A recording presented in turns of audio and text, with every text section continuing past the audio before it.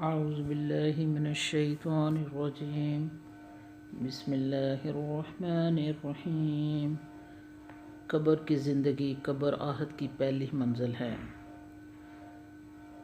سیدنا عثمان رضی اللہ تعالیٰ عنہ کے آزاد کردہ غلام ہانی سے روایت ہے کہ بے شک رسول اللہ صلی اللہ علیہ وسلم نے فرمایا، قبر آخرت کی پہلی منزل ہے۔ اگر اس سے نجات مل گئی اس کے بعد کے سارے مراحل آسان ہو جائیں گے، اور اگر اس سے نجات نہ ملی تو اس کے بعد کے سارے مراحل دشوار ہو جائیں گے۔ اور رسول اللہ صلی اللہ علیہ وسلم نے فرمایا، میں نے جتنے بھی مناظر دیکھے ہیں قبر کا منظر ان سب سے ہولناک ہے۔ صحابہ کا قبر سے خوف کھانا اور رونا۔ عثمان رضی اللہ تعالیٰ عنہ کے غلام ہانی سے روایت ہے کہ جب عثمان رضی اللہ تعالیٰ عنہ کسی قبر پر رکتے تو اتنا روتے کہ داڑھی تر ہو جاتی۔ تو ان سے پوچھا گیا کہ جب آپ جنت اور جہنم کا تذکرہ کرتے ہیں تب نہیں روتے اور آپ اس سے رو پڑتے ہیں؟ انہوں نے کہا، رسول اللہ صلی اللہ علیہ وسلم نے فرمایا، قبر آخرت کی پہلی منزل ہے۔ اگر اس سے نجات مل گئی تو اس کے بعد کے سارے مراحل آسان ہو جائیں گے۔ قبروں کے سوالوں کے خوف سے اولاد کو قبر پر کھڑے رہنے کی وصیت کرنی چاہیے۔ ابو شمسہ مہری سے روایت ہے کہ وہ کہتے ہیں کہ ہم عمر بن عاص کے پاس حاضر تھے اور وہ موت کی کشمکش میں تھے۔ انہوں نے کہا، جب میرا انتقال ہو جائے تو میرے جنازے کے ساتھ نہ کوئی رونے والی ہو اور نہ آگ ہو۔ جب تم مجھے دفن کر دو تو مجھ پر اچھی طرح مٹی ڈال دینا۔ اس کے بعد میری قبر کے ارد گرد اتنی دیر ٹھہرنا جتنی دیر میں اونٹ ذبح کر کے اس کا گوشت تقسیم کیا جاتا ہے، تاکہ میں تم سے مانوس ہو جاؤں اور میں غور کر لوں کہ میں اپنے رب کے فرشتوں کو کیا جواب دے رہا ہوں۔ میرے عزیز بہنوں اور بھائیوں، یہ وہ صحابہ تھے، یہ وہ پیغمبروں کی باتیں ہیں جن کو اللہ تعالیٰ نے جنت کی خوشخبری دنیا میں دی، تو پھر بھی وہ اتنا خوف کر کے قبر کو دیکھ کر اتنا خوف کرتے اور زار و قطار روتے، اتنا روتے کہ آپ کی داڑھی مبارک گیلی ہو جاتی، جہاں کھڑے ہوتے وہاں تک مٹی گیلی ہو جاتی، اتنا خوف کرتے۔ آج ہم اپنے محاسبے کریں کہ ہمیں موت سے، ہمیں اللہ سے ملنے سے، قبر کے سوالوں سے، زندگی جان نکلنے کے وقت کے عذاب سے کتنا کو خوف ہے۔ سیدنا عائشہ صدیقہ رضی اللہ عنہ قبر کی آزمائش سے ڈر کر اپنی کمزوری کا اظہار کرنا۔ سیدنا عائشہ سے روایت ہے، کہتی ہیں، میں نے عرض کیا ہے اللہ کے رسول، یہ امت اپنے قبور میں آزمائی جاتی ہے تو میرا کیا حال ہوگا؟ میں تو کمزور عورت ہوں۔ آپ صلی اللہ علیہ وسلم نے فرمایا، اللہ ان لوگوں کو جو ایمان لائے ہیں قول ثابت کے ساتھ دنیا میں زندگی اور آخرت میں ثابت قدم رکھتا ہے۔ ہر ایک کی قبر کا ایک بار بچھایا جانا۔ سیدنا عائشہ صدیقہ رضی اللہ تعالیٰ عنہا نبی کریم صلی اللہ علیہ وسلم روایت کرتے ہیں کہ آپ صلی اللہ علیہ وسلم نے فرمایا، بے شک قبر کا ایک مرتبہ بچھایا جاتا ہے، اگر کوئی شخص اس عمل سے بچ سکتا ہے تو وہ سعد بن معاذ ہوتے۔ قبر کا اندھیروں سے بھرا ہونا۔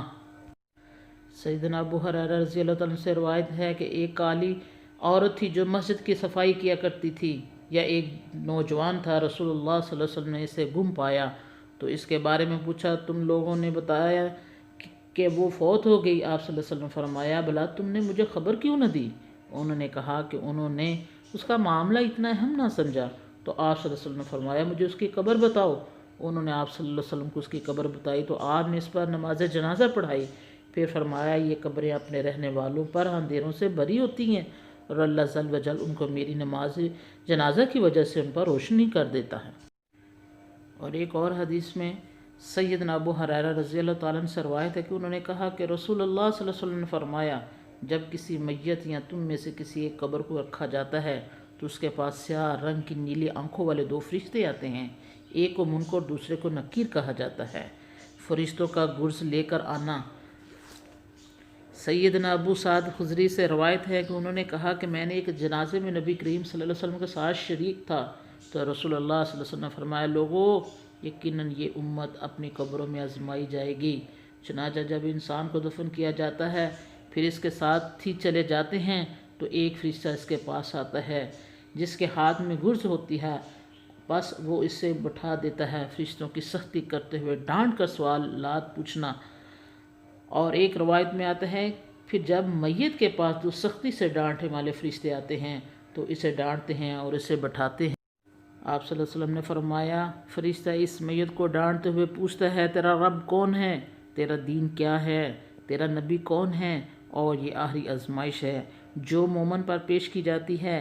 یہ وہی واقع ہے جس کے بارے میں اللہ افضل فرماتے ہیں، اللہ مومنوں کو ایک مضبوط بات کے ساتھ دنیا کی زندگی میں اور آخرت میں ثابت قدم رکھتا ہے۔ ہم سب کو اپنی آخرت کی فکر کرنی چاہیے۔ ہم نے کبھی یہ نہیں سوچا کہ ہمارے مرنے کے بعد ہمارا کیا حال ہوگا۔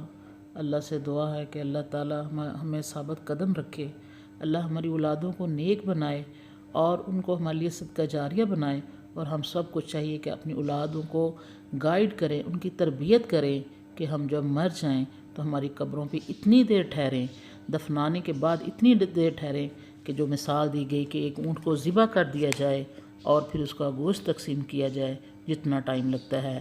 آج دنیا کی افراتفری کا کیا حال ہے، ابھی دفنا کے گھر بھی نہیں مرد آتے، عورتوں کا کھانا کھل جاتا ہے، افراتفری ہوتی ہے، سب دفنا کے آ جاتے ہیں، پھر اس کے بعد کوئی پتہ نہیں کہ اس میت کے ساتھ کیا ہو رہا ہے۔ میرے بہنوں اور بھائیوں، ہم سب کا فرض ہے جو ہم سے پہلے جو فوت ہو گئے ہیں، ہمیں ان کے لیے دعائے خیر کرنی چاہیے، اپنے لیے بھی کرنی چاہیے، اپنی اولادوں کو بھی نیک تربیت کرنی چاہیے۔ اللہ سے دعا ہے کہ اللہ تعالیٰ ہمیں آخری وقت اور قبر کے عذاب اور قبر کے سوالوں میں ثابت قدم رکھے۔ اللہم انی اعوذ بک من عذاب القبر ومن عذاب النار ومن فتنة المحیا وممات ومن فتنة المسیح الدجال۔ اللہ ہمیں ہر طرح کے فتنہ سے، ہر طرح کے آگ کے عذاب سے، قبر کے عذاب سے اللہ محفوظ رکھنا۔ اللہ ہم بڑے گناہ گار تیرے بندے، کمزور بندے ہیں اللہم انی اعوذ بک من الکفر والفقر وعذاب القبر۔ اللہم انی اعوذ بک من عذاب القبر ومن فتنة القبر۔ اللہ ہمیں قبر کے عذاب سے محفوظ رکھنا، اللہ ہمیں قبر کی تیاری کرنے کو توفیق عطا فرمانا، اللہ ہمیں ثابت قدم رکھنا، اللہ خاتمہ بالخیر کرنا، اللہ خاتمہ بالخیر کرنا۔